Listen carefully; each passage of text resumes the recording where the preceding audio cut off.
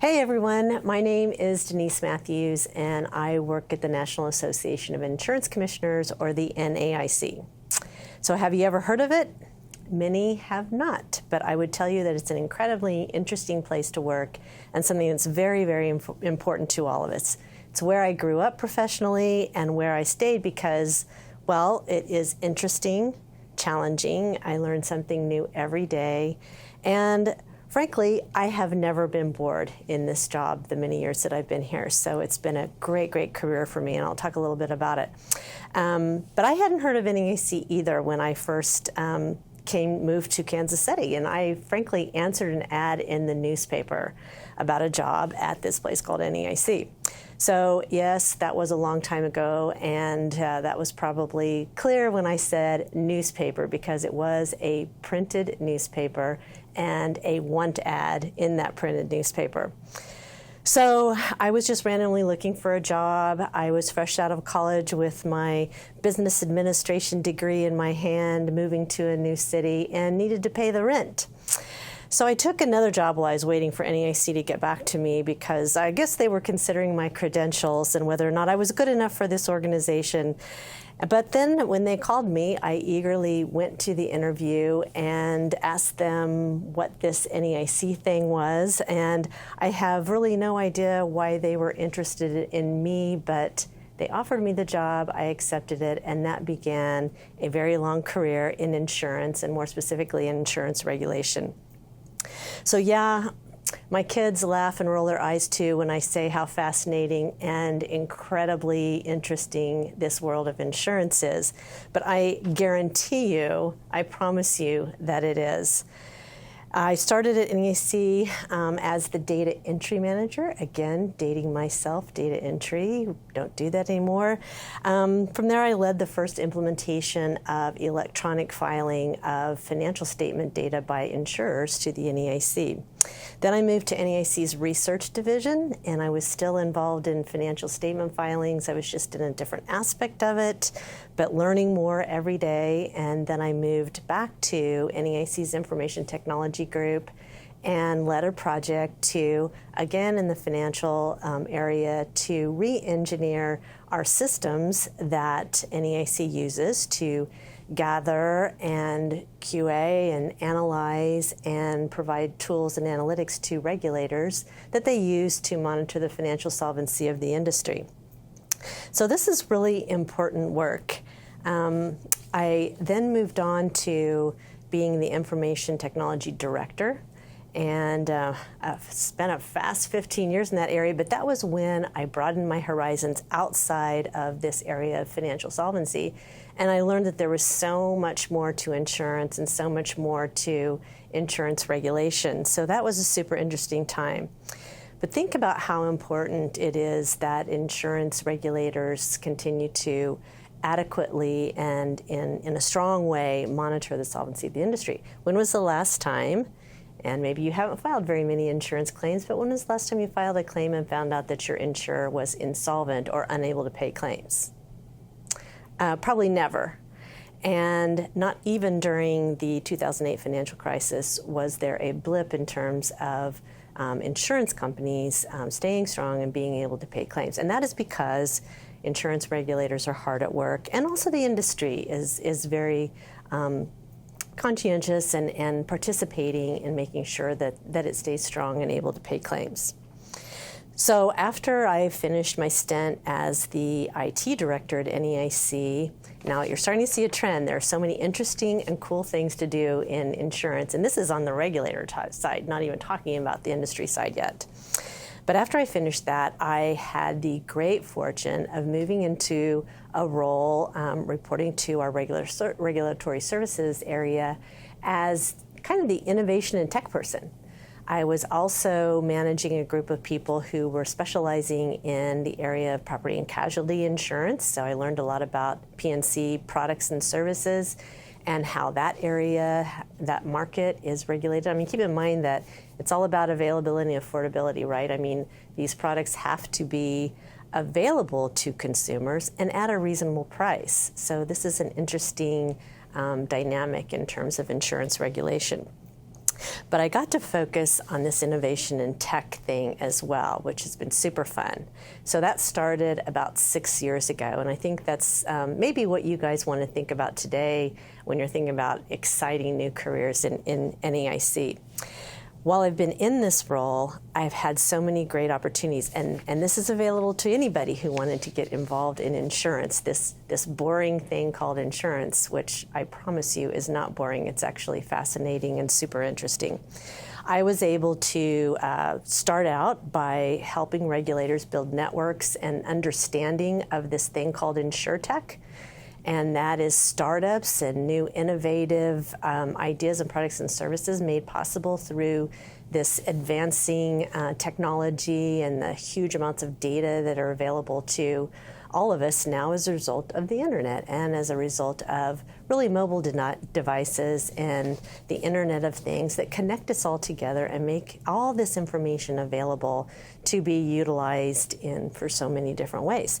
So first of all, I get to go out to Silicon Valley out in California, and I get to visit all kinds of cool companies out there and go to an accelerator called Plug and Play and meet with so many interesting people who have great ideas in terms of how they're going to expand on and bridge gaps, solve problems related to the insurance industry.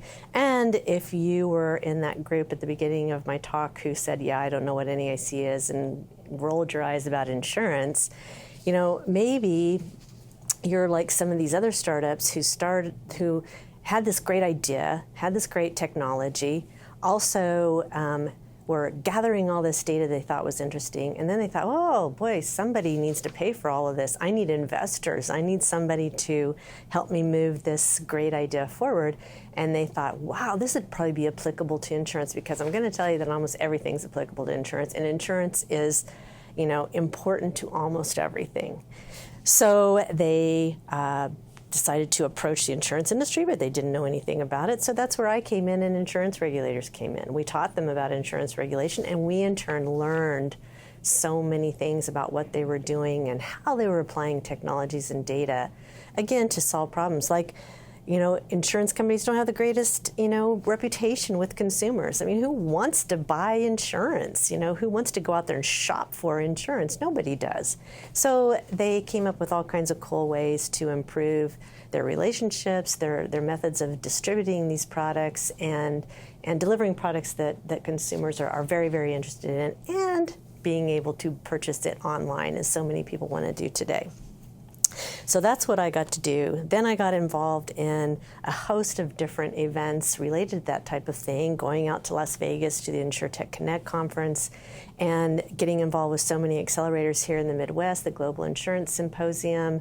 In your area, the Hartford InsurTech Hub is a super cool place to visit and find out what they're up to.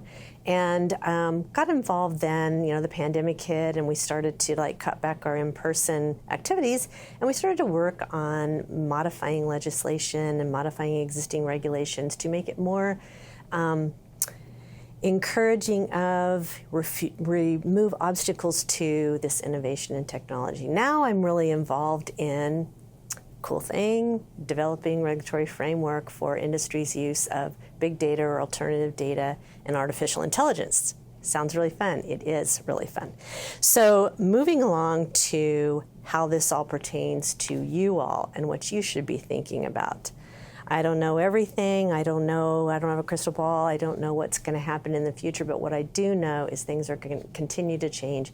And the insurance industry and insurance regulation, we are all, just like everybody else, highly incentivized to seek and find the best talent and people with creative ideas and who are curious and who have an aptitude towards analyzing all this data that's now available and applying it in very meaningful ways to solve problems, to ensure that consumers have protections, to ensure that the economy continues to, build commercial buildings and do all sorts of interesting things, take risks, because without insurance, nobody is going to take the risk that it's going to, that they have to be able to do things like build autonomous vehicles or build a huge bridge or solve problems where there are a lot of natural catastrophes and that type of thing. So it's a very important area to get involved in. So they're looking for you.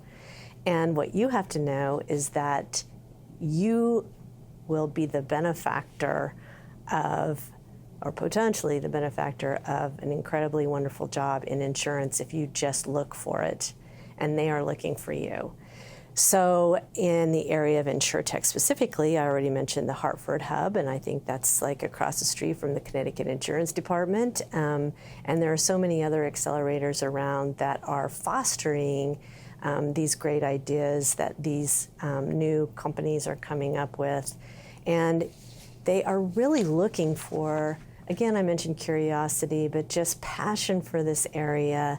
And also, people who understand data and technology. One question was, what were the greatest areas of career growth in insurance? I would say, and I'm going to say a word that you'll probably, again, roll your eyes when I say it, but actuaries. And think about actuaries understand insurance. They understand how insurance works. They understand data. Data scientists, same thing. These are skill sets and areas that startups, insurtechs, and even legacy carriers are really looking for. And we are looking for those types of skill sets in insurance regulation as well. But it doesn't mean that it's boring. You get to do all those things that I mentioned earlier that I've had the great opportunity to do, interact with smart people, a lot of people who are idealistic or thinking futuristically on how to change this industry, how to make it better, and how to ensure that consumers have the products that they need, that commercial entities have the products that they need to continue to take risks and to build our economy and build a great future for all of us. So I would encourage you to not shy away from insurance as being something boring and stodgy. It's not. And there are so many people who are recognizing it today. And also in the area of diversity, this is very important. And the insurance industry and regulators are coming up with all kinds of new ideas to bring diversity into our circles, to focus on ways to train and bring along people with the aptitude or interest. You don't necessarily have to have a college degree these days. I mean, it's about practical experience. So get in there, learn about insurance, learn about InsurTech, learn about your own products, and figure out, maybe think about, how would I improve this and how would I make this better if I had the opportunity? A lot of really cool jobs available. It's an interesting field. It's fun. As I said, I've never been bored a day. I learn something new almost every day, and I have had the great fortune of being able to meet so many interesting people along the way that have expanded my horizons and taught me so much and taught me different perspectives and taught me about what a great career somebody can have in the field of insurance and insurance regulation. So I'd encourage you to take that step, ask the questions, dig into the possibilities of a career in insurance. So that's what I have to say and leave you with. Hope you all take advantage of your opportunities, what's before you. It's a bright world, great place to have a career.